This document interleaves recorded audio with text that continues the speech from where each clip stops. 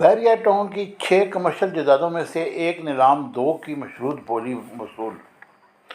قومی حساب بیورو نے ملک ریاض اور بحریہ ٹاؤن کی 6 کمرشل جائیدادوں کو نیلامی کے لیے پیش کر دیا، جس میں سے ایک نیلام 2 کی مشروط بولی وصول ہوئی، جبکہ بقیہ 3 جائیدادوں کی مطلوبہ بولی وصول نہ ہونے پر ان کی نیلامی مؤخر کر دی گئی۔ ملک ریاض اور بحریہ ٹاؤن کی جائیدادوں کی نیلامی کی تقریب نیب راولپنڈی آفس اور G61 اسلام آباد میں منعقد ہوئی، جہاں نیلامی کے لیے پیش کی گئی روبیش مارکی مطلوبہ بولی سے 2 کروڑ زائد کے ساتھ 50 کروڑ 80 لاکھ روپے میں نیلام ہوئی، جس سے حاصل ہونے والی رقم نیب کو ٹرانسفر کرنے کا عمل بھی شروع کر دیا گیا۔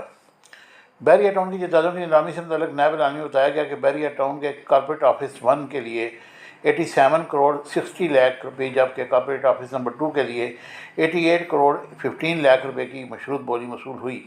تاہم نیب کی مطلوبہ دونوں جائیدادوں کی نیلامی کی حتمی منظوری تاحال باقی ہے۔ قومی حساب بیورو کے مطابق بحریہ ٹاؤن اور ملک ریاض کی مزید 3 جائیدادوں کی نیلامی مطلوبہ سطح کی بولیاں موصول نہ ہونے پر مؤخر کر دی گئی اور ان جائیدادوں کی نیلامی جلد دوبارہ شروع کی جائے گی۔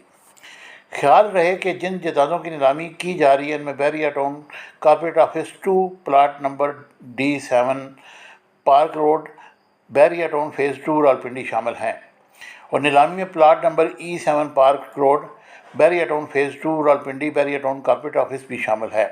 روبیش مارکی کی اینڈ لان بحریہ گارڈن سٹی نز بحریہ گارڈن سٹی گولف کورس اور بحریہ ٹاؤن اسلام آباد شامل ہے۔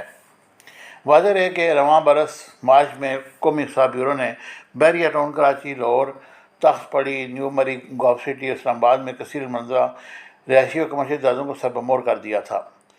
نیب نے ملک ریاض اور دیگر افراد کے خلاف فراڈ کے زیر تفتیش مقدمات میں ایکشن لیا تھا اور بحریہ ٹاؤن کے سینکڑوں اکاؤنٹس منجمد کرتے ہوئے درجنوں گاڑیاں بھی ضبط کر لی گئی تھیں۔ قبل ازیں FIA نے 5 اگست بحریہ ٹاؤن کے مالی ریکارڈ کی ریکوری کے لیے سفاری اسپتال راولپنڈی پر چھاپہ مار کر بے ضابطگیوں کی تحقیقات سے منسلک دستاویزات بھی برآمد کر لی تھی۔ کارروائی کے دوران ٹیم نے چھپائے گئے کمپیوٹر سرورز، ڈیجیٹل شواہد اور ڈیٹا بھی برآمد کیا۔ FIA کے مطابق تمام ریکارڈ گیسٹ ہاؤس میں چھپایا گیا تھا اور اسپتال کی ایمبولینس کو ٹرانسپورٹیشن کے لیے استعمال کیا جاتا تھا۔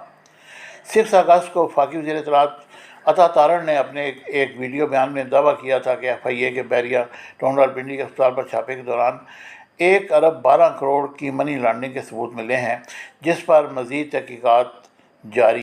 Subscribe my channel Business Times News for latest political, national, international news. Don't forget to subscribe Business Times News.